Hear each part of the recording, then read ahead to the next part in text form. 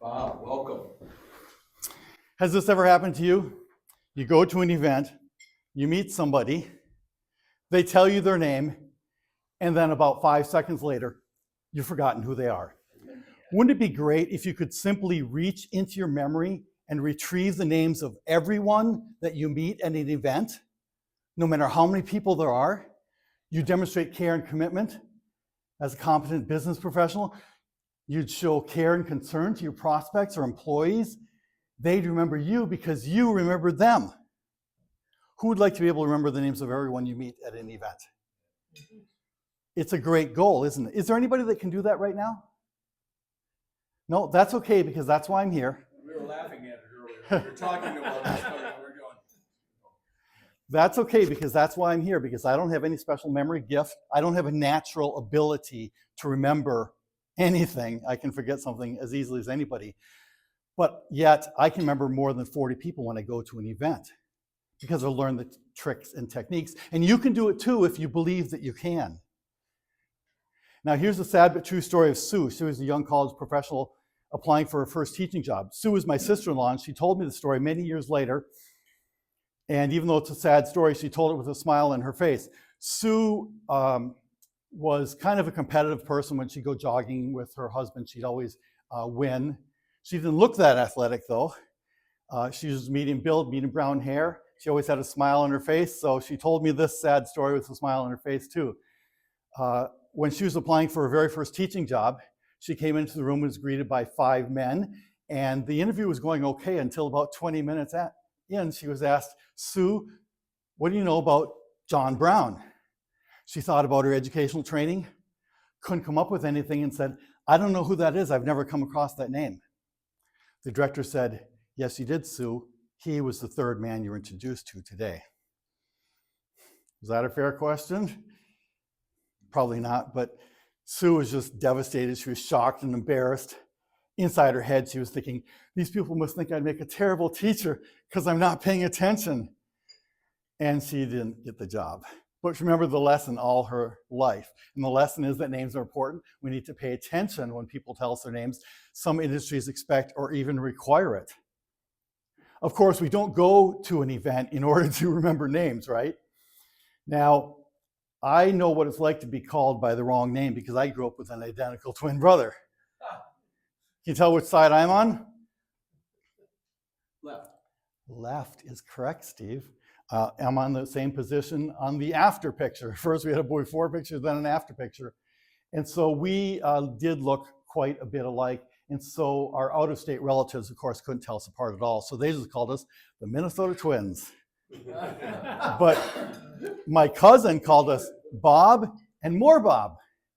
And now Bill's grandchildren just call me Grandpa Fake. But you know, when you're a twin, do you know what the first question is? One of the most common questions you get? Are you telling them apart? They ask, which of you is older? And I always hated that question because Bill was born like a minute before me. So he'd jump in and say, I am, as if he was taking credit for it, you know? And so it bothered me a lot all his life. And since he was older, he was named after our grandfather. So Bill was given the name William T. Miller II. And he always signed his name with the Roman numeral too, all through high school. William T. Miller II. And he'd mark it like Zorro, you know? So it was very annoying to me. So when I married my sweet Becky 4 years ago, I discovered that I could change my name legally for free. So I changed my name to Robert D. Miller III, just to outrank him. And he couldn't believe it. I had to show him a copy of my marriage certificate. He said, "You mean you changed your name just to annoy me?" Yes, I did. That's twin rivalry, right? But you know, annoyance is a bad way to start off a business relationship, right? Did I tell you that people, when Bill and I went to McDonald's, my name tag said Bob or Bill, because that's what people called us anyway. And his said Bill or Bob. So, you know, annoyance is a bad way to start off a business relationship, and, you know, it'd be better if you can avoid it, right? Now, I'm going to talk about the why a little bit, about why we do this. And already you've heard the Sue story, but I'm going to give you going to lay a few stats on you. And these are all stats that I discovered from 2024. In the upper left-hand corner, this is just a study from Michigan State University, which basically says 33% of the adults that they interviewed said that they feel like they lack companionship.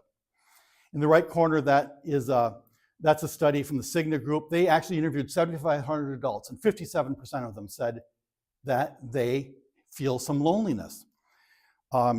In the left, the 10% corner, the green corner, that's a study from American Psychiatric Association. They said that 10% of the adults said that they feel extreme loneliness, and the Harvard University study said that 21% of people feel like they have serious loneliness. What that means for us, is that people are ready to respond when you make a connection, you say their name. People like it when they hear their name. Even your dog likes it when she hears her name. She doesn't understand you, according to this Far Side comic, when she hears her name. That's the main thing she understands. And people are kind of like that too, because they like to hear their name.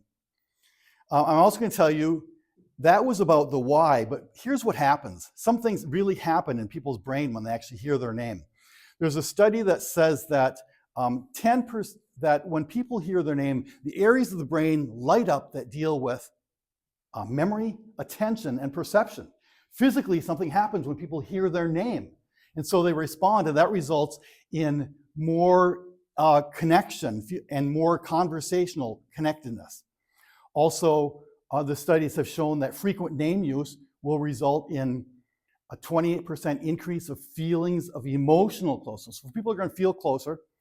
What I really like is the red circle. That talks about education. Now, this could also apply to CEOs and presidents also, because it says that the teachers who regularly use names in classroom create what's called a culture. Well, in corporate, you improve your corporate culture, but it creates a trust atmosphere. And so the students become 25 to 50% more responsive. In fact, I've got a story about that at the end about a teacher who actually used that and really helps the students to engage, and they participate in class more.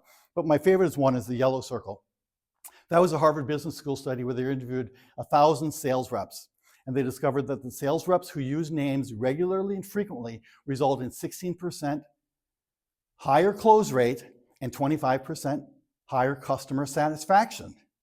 So obviously there's great reasons for using names, and if you can remember the names and use it all the time, that will be beneficial. Of course, I didn't get into the name recall business because of this.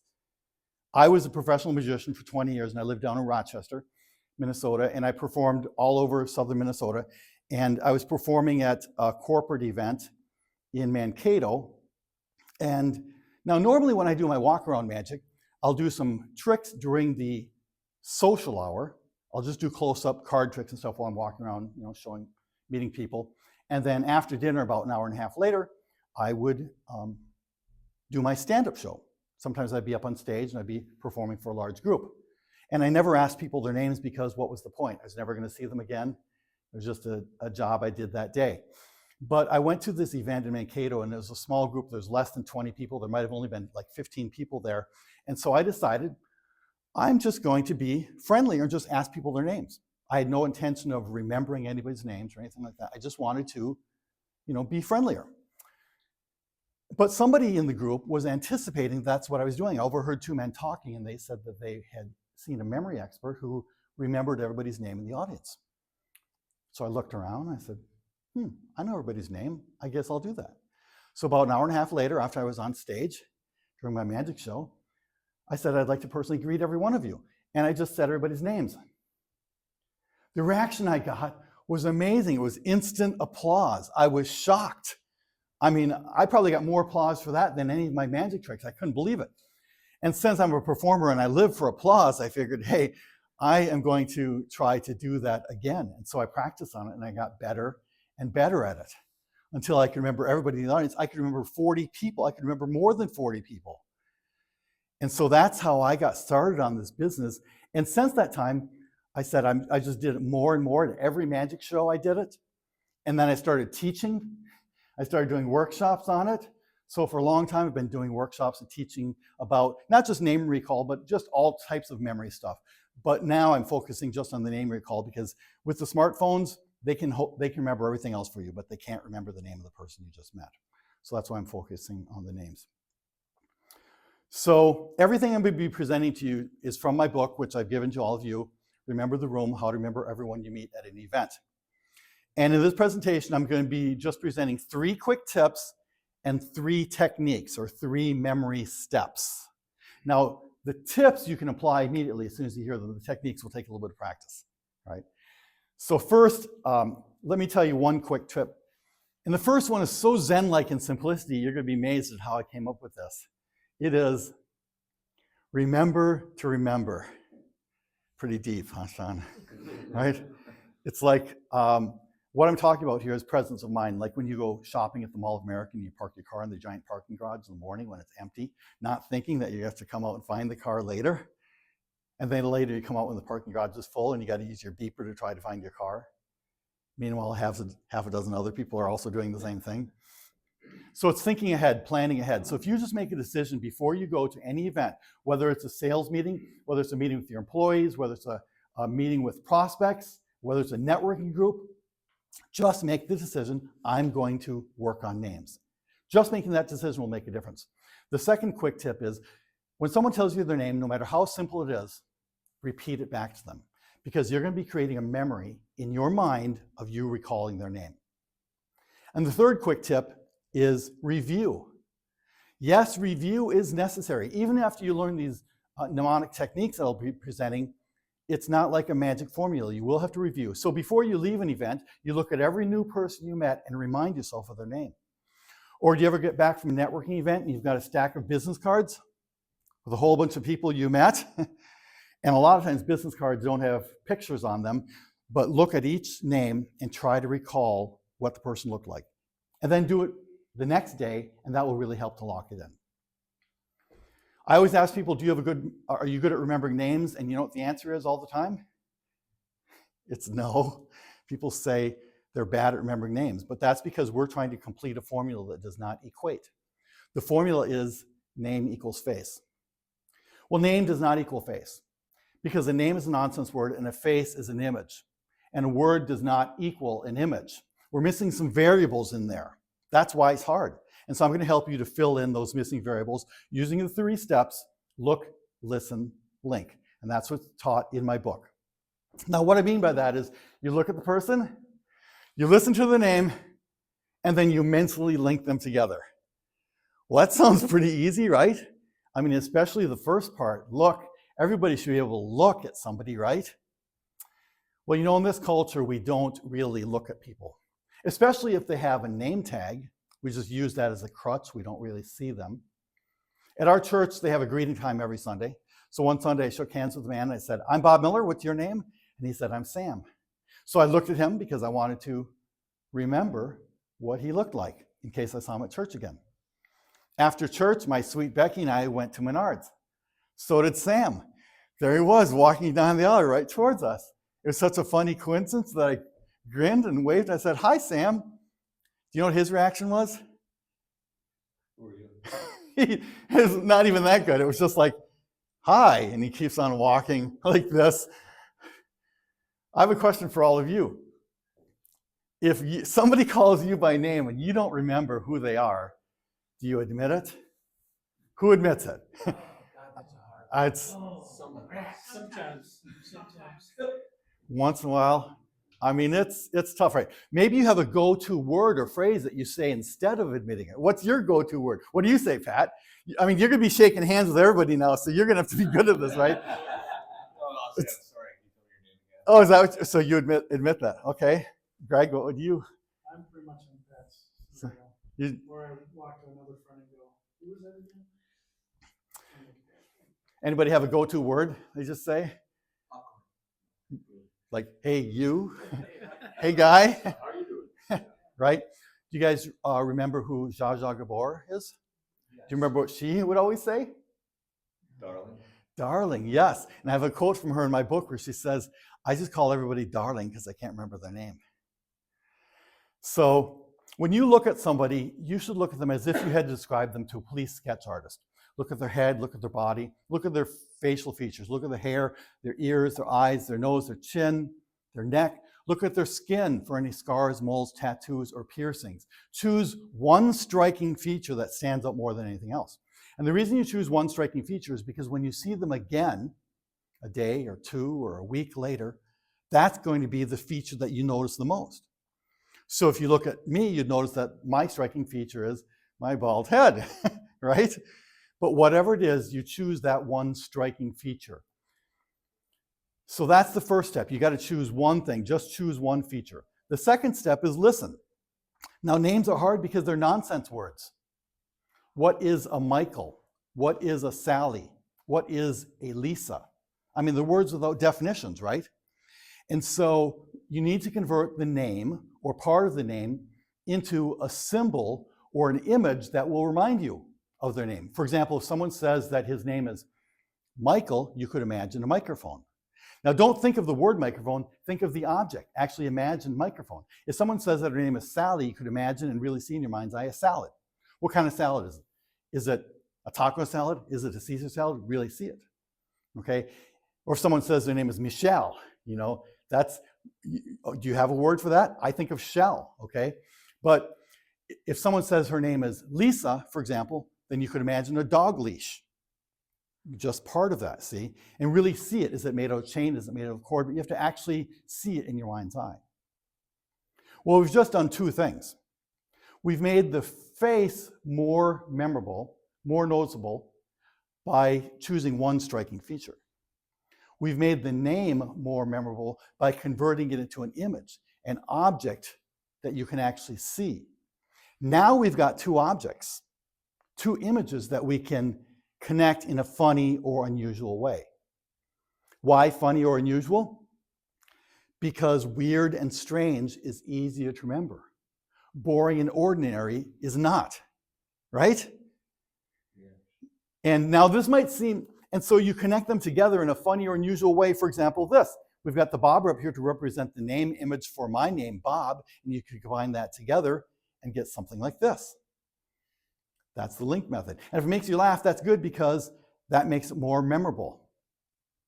Look, listen, and link. It sounds kind of childish and kind of simplistic, but you know what? That's why it works, because it is strange or unusual.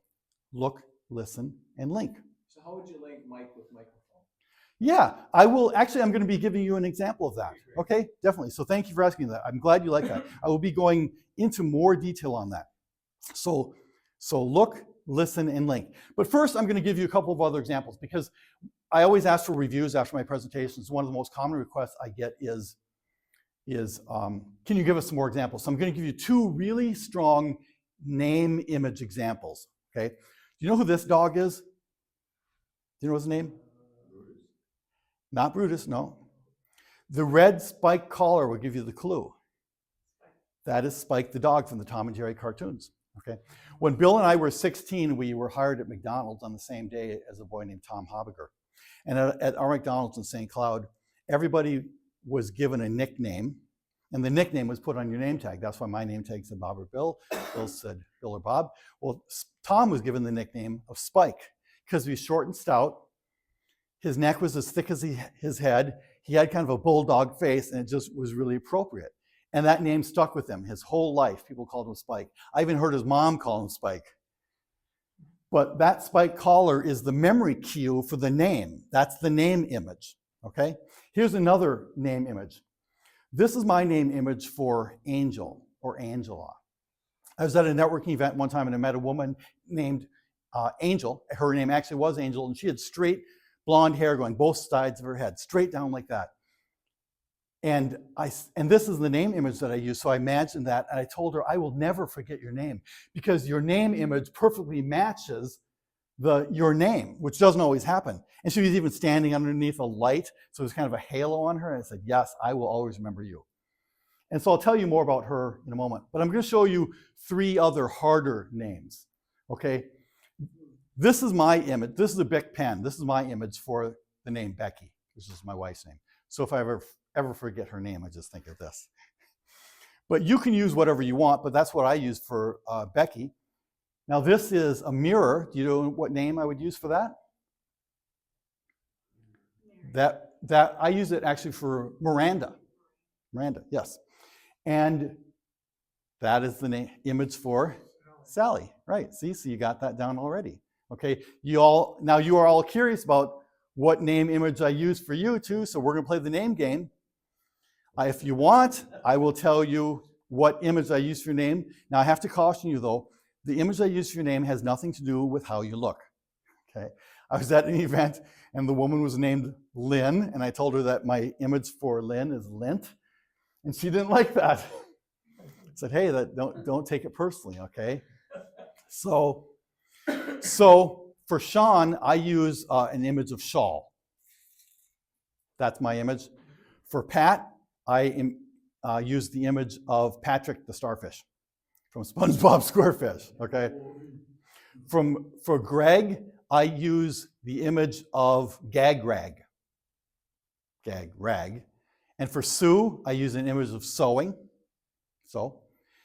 And for John, well, insert your own image, whatever you comes to mind for that name. And and for Michelle, I use the word shell. For Michael, I use the name microphone. And I'm going to show you how I would link that to somebody. And for Steve, I use the image of sleeve. Okay. Now, the name that you choose does not have to rhyme, and it does not have to start with the same letter, because this is not a sounds-alike system. This is a reminds you of system. So use whatever image works for you. For example, I remember the waiter at the Mexican restaurant is named Elvis because I just imagined him playing a guitar. So whatever works for you, and you use the system, look, listen, and link, and then you'll be able to link them together. Review is necessary, of course. Now you might realize that what we're talking about here is not really memory. This has less to do with memory and more to do with imagination. When I ask people, do you have a good memory? They say no. But if I say, do you have a good imagination? Of course, a lot of people say yes. So this is not imaginizing, this is not memorizing, it is imaginizing. That's what it is, just use memory. Now earlier when I told you all that I could remember 40 people, how many of you had the feeling, the thought in your head that you could not do that? Did that number raise doubt in anybody's mind? Raise your hand, be honest, I'd like to see that you didn't think that you could do that, okay? That's okay, I had that feeling at one time too. I didn't think that I could do 40. Now that's what's called a self-limiting belief. Now self-limiting belief will hold you down, because why would you do something that you didn't think you could do, right? You wouldn't even try. And I had that at a point in my career.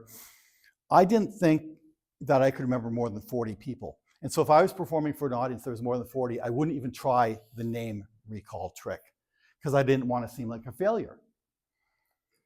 The Eagles have got a song, in the song Already Gone, they say, sometimes we live our lives in chains, not even knowing that we have the key.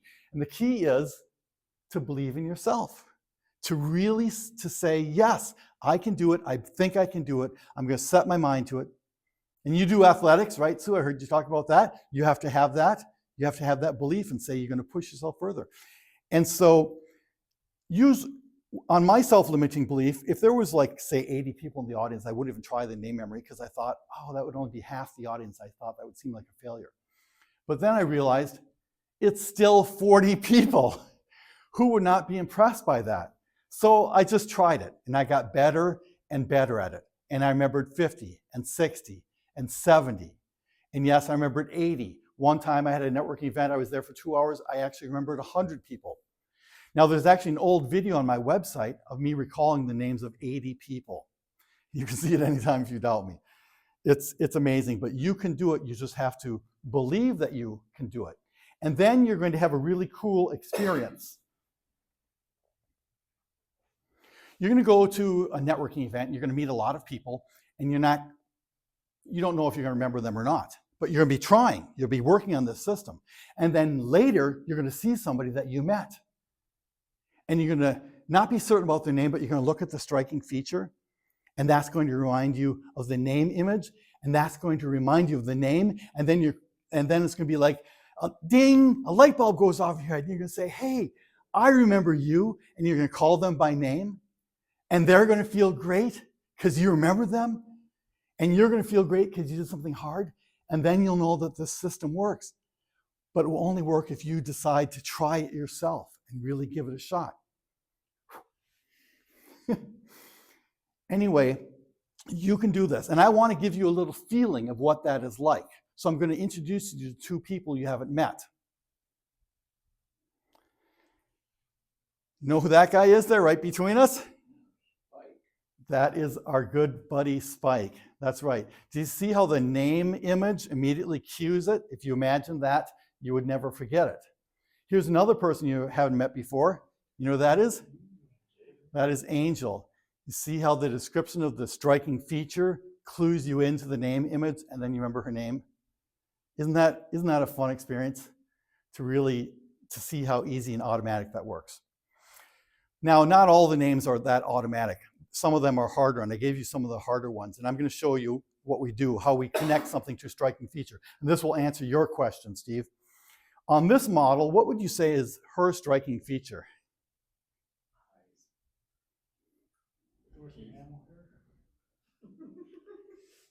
Blue eyes. What do you think? What do you think, Sue? I actually think her smile. Really? Yeah. Uh-huh. I mean, that's the first thing when you put it up, it was. Oh, that's what you see. So for everybody, it's going to be different, whatever it is.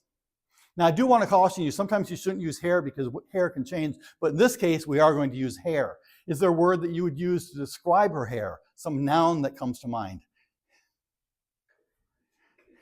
It's not a noun, though. Dorothy Hamill is a noun. Okay. Well, I would use the word nest because that would make it more memorable for me, okay? So if I had to link a striking feature, that striking feature to her name, and I put these Bic pens on there, what would that mean her name is? Becky, yeah. So if her name was Becky, I just imagine this nest filled with these Bic pens, okay? What if this was in her hair? Sally. Then her name would be Sally, so I'd imagine that. And what if this was in her hair? Miranda. That is the way I'd connect it. Does that answer your question? It's just using your imagination. You have to really see it. Sounds ridiculous, doesn't it? But you know what? That's why it works. This system really will work. And if you use this system throughout, you're going to be able to remember employees, customers, and prospects better. Now, we know intuitively that it's valuable, it's good to remember names. You guys have probably heard this from other people, right? About the importance of calling people by name, right? But is there a deeper reason to do it? When I was 19 and I was still living at my parents' home in Clear Lake, Minnesota, after church one Sunday, I ran up to my second floor bedroom and I put on a disguise, a really good disguise. Long dark-haired wig, shaded sunglasses. I darkened my teenage mustache and eyebrows. I wore ripped army vests with no buttons or sleeves, no shirt, a gold medallion, ripped jeans, and I changed my voice like that. And then I climbed out the second floor window, down the tree, and I knocked on the back door of the house. And I was acting like a person whose car had broken down and I needed to use the telephone, which was a very common experience at our house in those days. My goal was to try to see how long I could go, fooling my parents. This is a simulation of what I look like.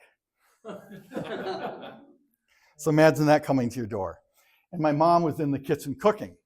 And so I came in to her and said, "Hey, can I use the telephone?" Do you think my parents recognize me? No. I talked to them because they knew I was upstairs on the second floor in my bedroom. I talked to them for 10 minutes. They did not know who I was. And inside I was thinking, this is the greatest gag ever. This is going to be so funny when I reveal myself to them. But then it went on so long, way longer than I anticipated, I started to get a strange feeling, a sensation I hadn't anticipated. I felt really strange because I was looking right at my parents and they didn't recognize me. The two most important people in my life were looking at me and they didn't know who I was. I was invisible to them. I didn't like that feeling. I started to think of a way how I could get out of this experience. I didn't like that. I was unknown, unloved, and unwanted, literally, because my mom had gone to the other room and she said to my dad, "Roy, there's a strange guy here who wants to wait here for the tow truck. You tell him to go wait out by his car." So then my dad came into the room and gave me a big grin. I thought he recognized me, but he didn't. Now, I I put myself into a precarious situation. What if my dad had kicked me out of my own house? What if he had said, we don't want you here, leave the house, go. I mean, that would have been an embarrassing moment for both of us, right? I might have really left then and just climbed back up in my bedroom and took off my disguise. But I said to him, can I wait here? And he said, sure. And then finally he said, well, where are you going? And I said, I'm going to visit my crazy parents, but I don't think they'd recognize me. And then I took off my disguise. And they laughed and laughed and laughed. It was a relief laugh. They laughed for a week. This became part of the family legend. So it was a very fun experience, but you know what? I still remember that feeling, that sensation. I didn't like that sensation, how that felt to be unknown. That's how people feel when they go to a networking event. They might not know anybody. That's how your employees might feel if they come into your business. They don't know anybody. They feel unknown. Or your customers or prospects. And if you meet them and greet them, call them by name, that's like throwing a life preserver out to a drowning person. So calling somebody by name, a deep reason for calling somebody by name is not just because it's good for business, because we're serving ourselves, we're getting another prospect. It's good for the other person. We're making them to feel better. We're not just making a business connection, we're making a human connection. And that's the best type of business connection, isn't it? Well, think about Sue, the college graduate. What if she had said, John Brown? Yeah, it's this guy right here. Do you think she would have been remembered out of all the people interviewed? I think she would have. It's not a guarantee that she would have gotten the job, but she certainly would have been remembered. You want to be memorable? Remember other people. That is a way to be memorable. So I want to encourage you to use your memory powers, to remember the room, to work on remembering everybody, to build strong human connections, to make strong business and personal connections. In a moment, I'm going to give you guys a chance to ask a couple more questions about the look, listen, link method, but I'd like to tell you about a practical way that I used this myself about the magic lecture. I lived in Rochester for 20 years and I was a professional magician and I just went all around and did magic tricks for everybody. And then after that, after about 20 years, I moved to the Twin Cities and I stopped doing magic and I started working for my brother's tech company, doing marketing for him. And but I created an online magic store where I was selling some of the creations I had made myself over the 20 years. And I wanted to promote that to all the magicians in the Twin Cities. And there's a lot of magicians in the Twin Cities. There was a magic lecture that was happening at Eagle Magic Shop. Have any of you ever heard of that? That's in Bloomington. And here's a little trivia fact. Eagle Magic is the longest continuously running magic store in the United States. And it's down in Bloomington. And so this magic lecture was going on there. That's where a magician teaches his tricks to other magicians. And I went there and I printed up some business cards with my store URL on there because I wanted to promote myself to the other magicians. But I didn't just want to indiscriminately hand out my business card to all these magicians that I didn't know, because that would have been very ineffective and they would have just got tossed. I didn't want to be like a street huckster working on the corner handing out brochures for the new rib joint, right? So instead, I finessed it. When I went to the lecture, I listened and I observed. As people used their names conversing with each other, I started collecting names. I said, okay, that guy's Sean. Okay, that's Pat. Okay, that's Greg. Okay, and that's Sue. And that's John. And that's Michelle. And that's Steve. And so I collected all these names. And then after the lecture, during the social time, I would see somebody, I'd just greet them by name. And they'd kind of frown. You could see them looking. The wheels are going like, where did I meet this guy before? And they'd come over, and it was a really natural way for me to introduce myself. And I was able to hand out my business card to everybody that I wanted to that day. So what I'm saying here is that if you remember the room, you remember everybody, that gives you the time, the freedom, the power to choose who are those possible good prospects for you. Because you probably don't have to remember 40 people, but maybe there's a few that you really want to focus in on. So what we're really talking about here is acquisition costs. Everybody knows that customer acquisition costs are more than customer retention costs, right? And this is a free, cheap way to do that, to gain those customers faster, have more retention. So I would like to give you guys an opportunity to ask any questions. What questions do you have about the look, listen, link method? Steve, yes. 2 questions. Yes. First one, is it helpful to learn this sort of as a group? So we're going to go to lunch today at a round table down at the restaurant today. We're going to have a server or 2, right? Yes. Can we do that and kind of talk about it? I mean, Yeah, absolutely. You can discuss, ways that you could work on remembering somebody. Ask the waiters, ask your servers their names all the time, and then call them by name. They'll like that. Yeah. Okay, so the other question I have, and I've heard this work sort of in a way that I don't like, Mhm. which is how do you start as you get used to knowing people's names, Mhm. sort of put them in phrasing and so forth that seems very natural and normal Yeah. versus, I mean, I've been in front of somebody where they've used Yeah. Okay, got it. Right. You got my name. You don't want to overuse it, and that's just being the social awareness, just being aware of that. You can use it once, they know that you know them, and that's great. So don't overuse it, but you can find a natural way. That's wonderful. Okay. Sue had a question.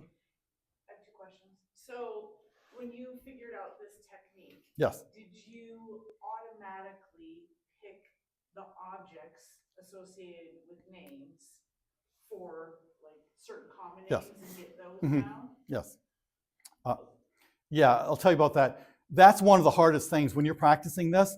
You meet somebody and somebody says his name is, and you hear some name you never maybe heard of, or he says his name is Roger, and you got to think, Roger, what image? And so you spend your brain time thinking about an image. But after a while, you create a database of names. You have a mental database that you will know and you use over and over. And I've actually got a spreadsheet that I use myself. It's got 3,500 name images on it. And it's available on my website, by the way. Yeah, and it's got, and sometimes I'll do this. I keep the spreadsheet on my phone, and I'll meet somebody and I'll go, what is the image? I can't think of that. What did I use for Shannon? And I remember looking that up and going, well, it could be that, but for me it was chandelier, and I went, oh, chandelier. So now I know. What about Roger? Roger, Jolly Roger, the pirate thing. Yeah. Of course. So that you eventually develop those and you get better and better. That's why the practice is required. What was the second question? So my second question is when you meet someone with a unique name, Yes. or maybe a name Foreign name, yeah. Yeah. And like sometimes I have a hard time too because I need to see it written or spelled in order to just. Yes. So how do you do that when you're not even sure you're pronouncing it correct? Well, first thing, remember the first tip is to say their name back to them. That ensures that you're pronouncing it correctly. So when I was at my daughter's party and there was 8 of her friends there, and there was a person who was from Japan there, and he had an unusual name. And so I asked him to repeat it, and I made sure I pronounced it correctly. Then I asked him to spell it, so I knew it. And then I had to think of, and when I have a foreign name, usually I'll just choose one syllable, and I'll just say, all right, if I can remember this one syllable, that will remind me of the name during the time that I'm at the event. So that's a great question. Yeah. And we've actually talked about this in another group that I'm in, about so many other foreign names that we Central American Midwest people don't know. Yeah. And of course, Gaurav, shortens his name up for us to G, right? So just call me G. No, Yeah. that's not his name. Yeah. That isn't really what he wants to do. He just thinks Good point. It's easy for us to remember as a white American. And it's a very odd right. thing. So I'm working really hard on it. This is hard with these different unusual spelling. I mean, God, there's a lot of consonants in that. I don't even know how to pronounce it. But this is something. But he will appreciate it though. Just you making the attempt. The people are not going to care if you ask, how do you pronounce your name? How do you say it? Because they can see you really want to work on it. Yeah. Okay, so people will appreciate that. Okay, my wife is an English teacher, and she always got nervous because she couldn't remember all of her students and stuff. And then she started putting my technique, and she said, I'm going to work on your names. I'm going to ask you. And when she told them that the students were aware of that, they understood it better. They appreciated it and were able to have some empathy with her on working on the names. So definitely work on it. But we need to move on. So what if yes. you have 5 Bobs in the room? Yes, you know what? They're all going to have different striking features. So use the same image. You're going to use a bobber, but maybe somebody has got wild hair. Maybe somebody's got a weird ear. Maybe somebody's got a big mouth. But you're going to make an image somehow connecting that feature, that striking feature, to that same image. Okay? We're going to need to move on. You've seen that the name is the key to the door of the business relationship. That's the first step. Can you use your memory powers if you turn that key, open the door, and you go into that business relationship? How can you use your memory powers for that? My business card has two sides.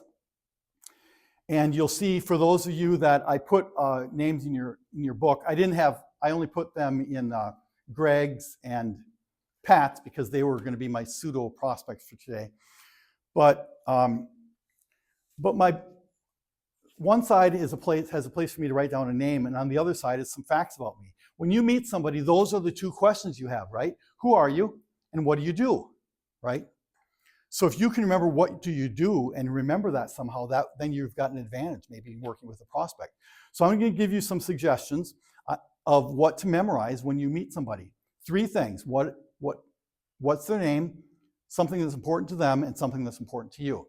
And I did this as an example today with my 5 pseudo prospects. Now, Steve gave me a list of people who are going to be here today, so I planned ahead for 5 people, but only 2 of them are here today.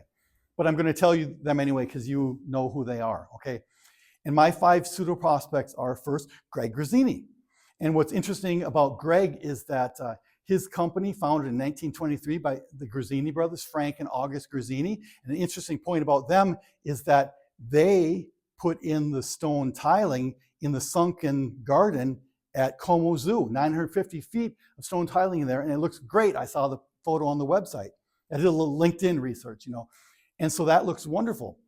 And so that's something interesting about you, and something that would be of value to me is that I put a playing card in your book, and it's the 5 of spades, isn't it? Okay. Of course, the playing card is just a stand-in for whatever it is you need to memorize yourself, right? Okay, my second pseudo prospect was Curtis Moore. Now, the reason I chose him is because I discovered that Rapid Packaging, I discovered that he was the president of Rapid Packaging, and that's in Champlin, and that's where Becky and I live. So I've seen his building many times when I've gone by there. And the card that I put in Curtis's book was I think it was the, I said the wrong card for you, didn't I? Wait, don't tell me. I had to change everything. I put the ace of diamonds in yours. There we go, okay. Now, I had to change something. I didn't have enough cards here today. But in Curtis's book, I put the 7 of spades. And then my third pseudo prospect is Laura Moore, no relation to Curtis, I presume. And she's the president of Marsh McClellan. And an interesting fact about her is that her birthday is on Independence Day, on July 4th. Did you know that? And my third pseudo prospect was Mary Jane Crocker, the COO at Bridgewater Bank. She's been the COO there since 2014. An interesting fact about her is that she is on the board of Habitat for Humanity. And my 5th pseudo prospect was Patrick Knight. And interesting fact about him that you'll know is that he's running for governor of Minnesota. So, and he's president of Weymouth Farms. And the playing card that I put in yours, I think it was, I kind of changed stuff. I think it was the 3 of spades. Yep. Okay, so there we go. Facts about you, facts that were important to me, okay? Now you may be saying something like, Bob, are you suggesting that when we go to some networking event, we memorize all these stupid facts about people and try to hold this all in our memory? No, that's not what I'm suggesting. I'm saying that when you go to an event, you're probably just going to choose a few people that are important to you, right? And you're going to try to hold them in your mental database. What mental database? You just need to hold them in your mental database for a little bit. You're going to choose somebody in an event. You're going to learn some facts about them, and then you're going to just type those facts into your database when you get home. By the way, I'm taking a survey.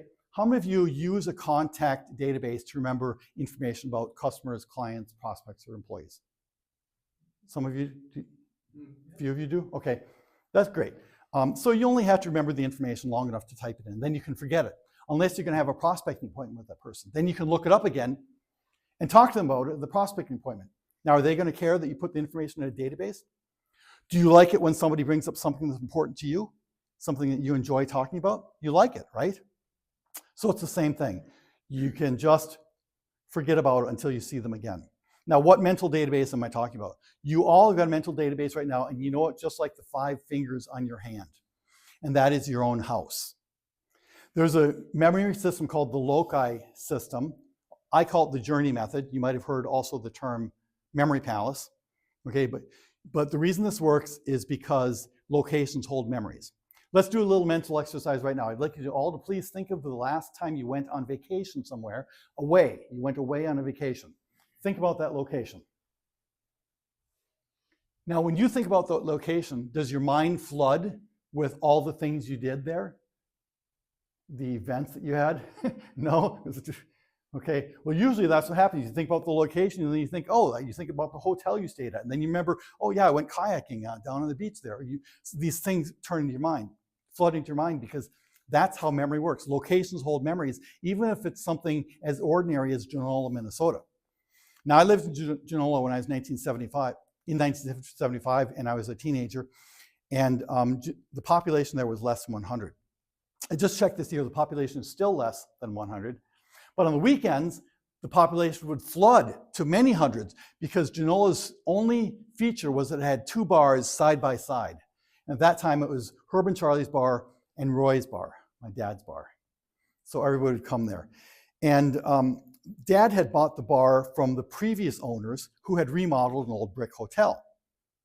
So there's a hotel, and they had remodeled the downstairs. The upstairs still had the long hotel room with the different hallways, the rooms on each side, and they hadn't done anything with that. So when my dad bought the bar, he remodeled the upstairs and he made an apartment so that we could live in luxury over a bar. And so he remodeled it, and he wiped out all the rooms except for one. He didn't wipe out room number 9 because the previous owners had cleverly placed a ceiling fan in their bar and it vented into room number 9. However, they had not been clever enough to put a roof vent in. So room 9 was a dead end. So it collected decades of smoke, soot, crud, dust. They hadn't even bothered to remove some old furniture. There's still an old dresser and a metal bed frame in there. So when you opened it up, scraping the dust along the door, it looked like a dark, fuzzy room. It was really gross. So when guests would come and stay at our house, we'd say, you're staying in room number 9. Wait for them to open the door. But why am I telling you that? Because that was 50 years ago, and I still remember it. Because locations hold memories. And so I'm going to give you all an opportunity now to make your own mental database using your house. And I want you to imagine your house like this, sort of a bird's eye view. And I want you to imagine a path through your house. And I actually brought along a blueprint of my house too that I'd like to share with you. There it is. It's an actual blueprint of my house. Don't be jealous if your house is not as big and fancy as mine, if you don't have a billiard room, ballroom. Anyway, so imagine that you're in your house. I want you to think of 5 contiguous rooms in your house. One that you can walk from one to the next or pass by one to the next, starting at either your front door or your back door. See that red star there? Imagine that's you sitting at your front door, okay? And imagine that you walk from the front door or the back door, and you walk into the first room of your house. Okay, what is your first room? Sean, what's your first room? The bathroom. The bathroom? Mudroom and bathroom. Okay, great. Pat, you have a first room? Mudroom. Okay, great. Now, you've all got your first room of your house. Now imagine you walk from your first room to the second room. Okay, got a second room? Greg, do you have a second room? What is it? Second room upstairs. Now, don't be distracted by this dumb magic trick, though, because I know that you're all saying something like, well, we know he only has 2 or 3 hands, right? So now imagine that you're in your second room, and you're walking from the second room to the third room. Like that. Everybody got the third room in your house? Everybody got your third room? Okay, and now you walk from the third room to your fourth room. John, you got your fourth room? What is it? Your office? Okay, great. And then finally you walk from the fourth room to the fifth room. There you go. Michelle, you have your fifth room? Bathroom. Okay, so now you all have got a mental database in your house that you can use. And we're going to be referring to that in just a little bit. Now, what do you put into that mental database? You're going to put a symbol that will remind you of whatever it is you want to remember. For example, when I wanted to remember Laura Moore's name, I imagined a lawnmower in the bathroom. So this is a different memory method than the name recall. This is for recalling facts. Now you're going to put a symbol in the room, and we know what symbols are. Corporate logos are symbols, emojis are symbols, something that stands for something else, okay? And you have to be able to think visually. Now, years ago, there was a bumper sticker that said, "Visualize world peace." I mean, that's a nice concept, right? But how do you actually do that, right? So later, there was a spoof bumper sticker that came up and said, "Visualize world peace." Now, that's something you can actually do, right? So that is what you should do, be able to think visually. So this is the steps: map, snap, and zap. The 3 steps. Map means that you're going to choose the location that you're going to use for your memory. Which room in your house are you going to choose? Snap means that you make a mental snapshot of whatever it is you want to recall. And zap means that you put that in that room. Sounds crazy, right? Does it sound hard? Sound a little bit hard? You know, it might seem that way, but you already know the 5 rooms in your house. You will never forget them, will you? You can use those. You can just imagine anything you want and put in those rooms. And if you imagine it, you'll remember it, because imagination is memory. Does this sound like a true story, like a true saying? If you always do what you've always done, then you'll always get what you've always got, right? Now, I don't believe that anybody is totally worthless. They can always serve as a bad example, right? So I'd like to tell you a bad example about a salesman I heard who didn't use this method. I overheard him trying to sell advertising to a coffee shop owner. And the coffee shop owner said he didn't have a lot of money because he was using the coffee shop as a ministry for people who were overcoming addictions. So the guys would just come and hang out and not spend too much money. And the salesman should have made a mental snapshot at that point. He should have said, okay, ministry, and then brought that up in the next sales appointment, right? But he didn't. Instead, he said something like, come on, give it a try, you'll see it will work. You know, if you don't have a connection, all you're left with is coercion, right? And that's not a good sales process.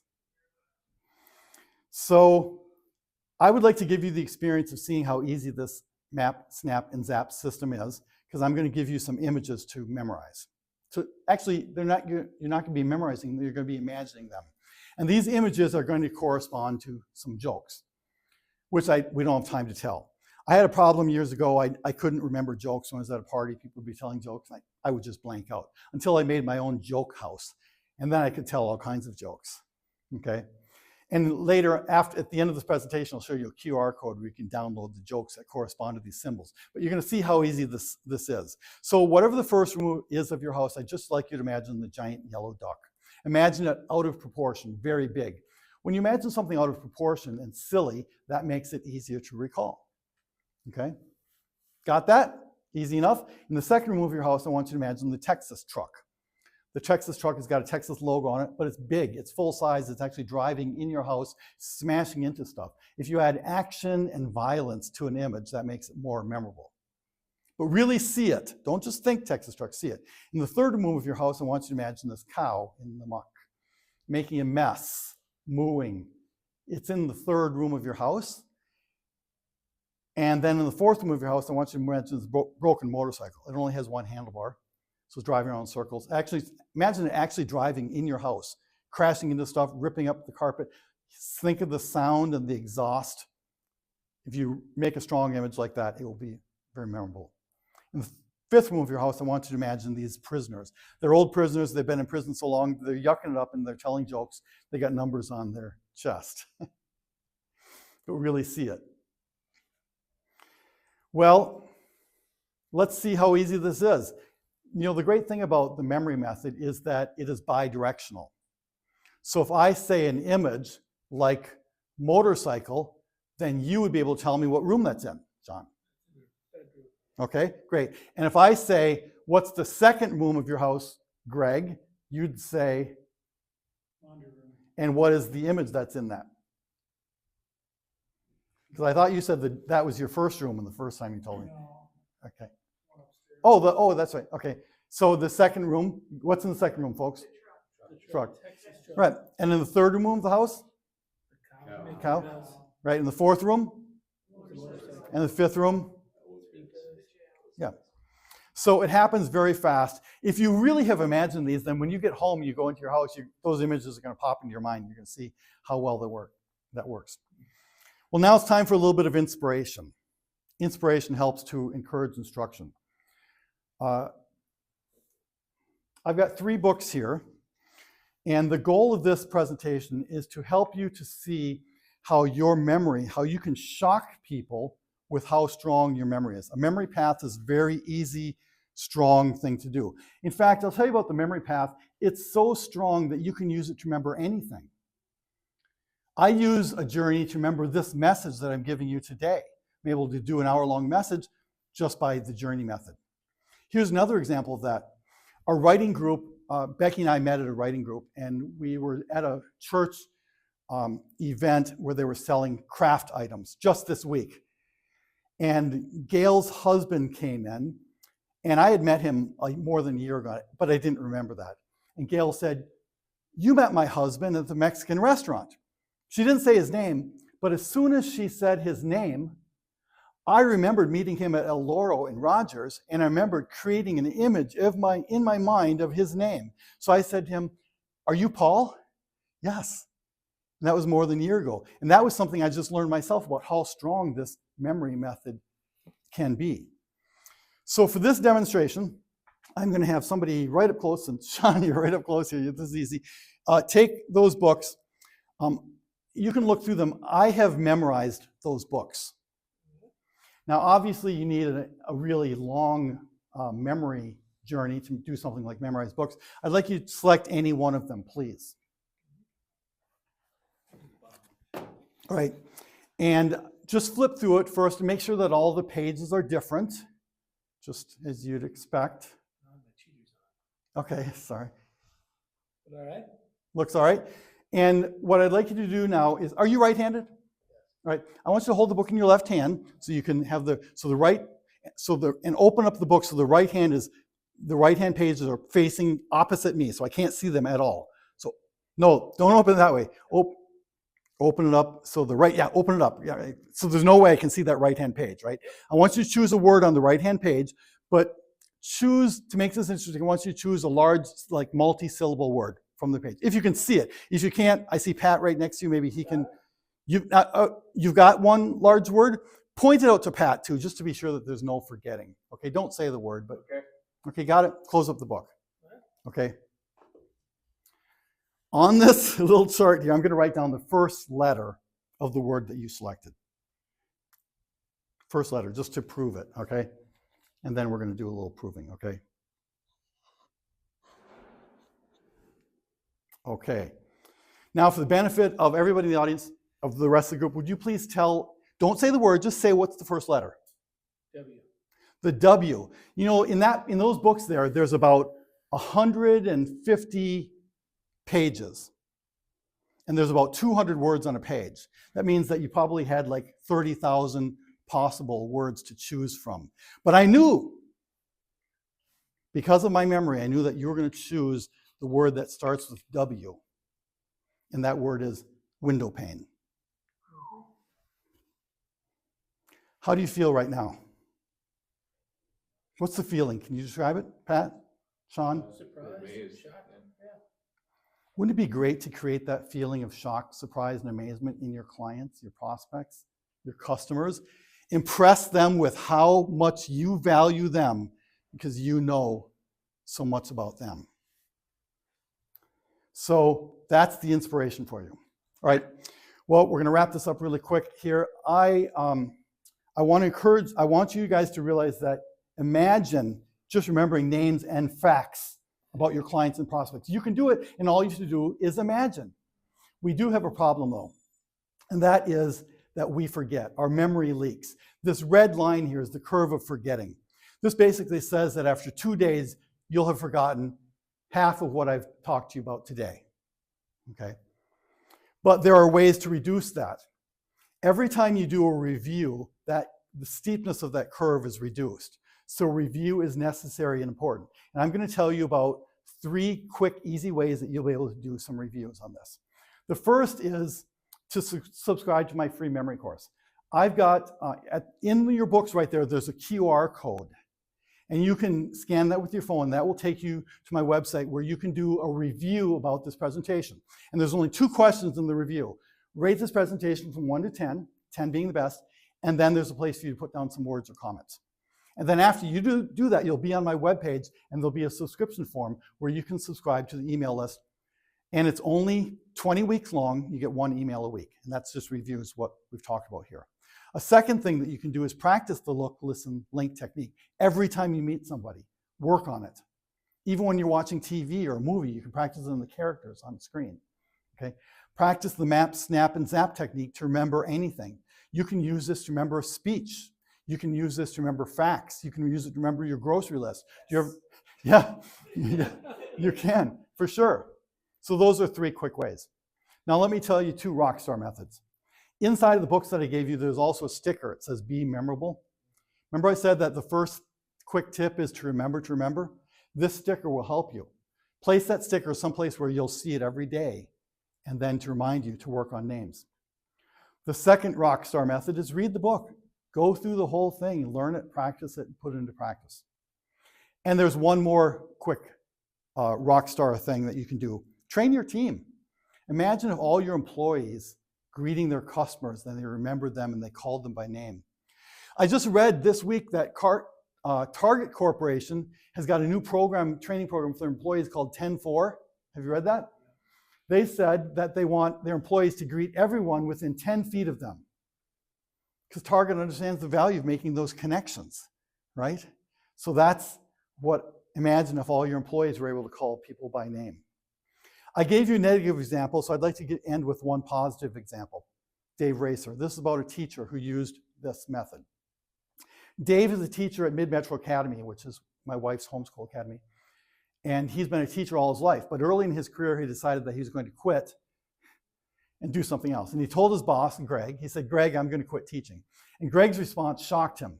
Greg said, no, you cannot quit. You are too good a teacher. And then Greg told Dave a story about one of his students that Dave hadn't heard before. The student's name was Jordan. Jordan's mom had called up Greg and praised Dave. He said, the mom said, this is the quote, Dave Racer saved Jordan's life. Now, whether she meant that literally or figuratively, I don't know. But Dave did remember the student, Jordan. Jordan was the student who always sat in the back of the class. He said he kind of looked like Bob Dylan. He always wore plaid, had the scruffy beard, and he didn't participate. He was silent and sullen. Dave was worried about him, and his mom was worried that he wasn't even going to make it through school. So Dave asked him one time, what do you like to do when you're not at school? And Jordan said, I like music. So Dave made a mental snapshot, music. And every time he saw Jordan, he talked about music. Every time. And they became closer and closer, and Jordan started to participate in class. And Jordan made it through class, and Jordan's mom attributes that to Dave making that connection. But that was not a one-time event. Just a couple of years ago, Dave was awarded the Top Teacher Award by Channel 9 because another mother had praised him, had called up the station and said, Dave should get this award because he's really good at connecting with students. And so Dave made the strong connection with Jordan, and he only had to remember one thing, just one thing to make that strong connection. So I want to encourage you that memory is your tool to make strong, life-changing human connections.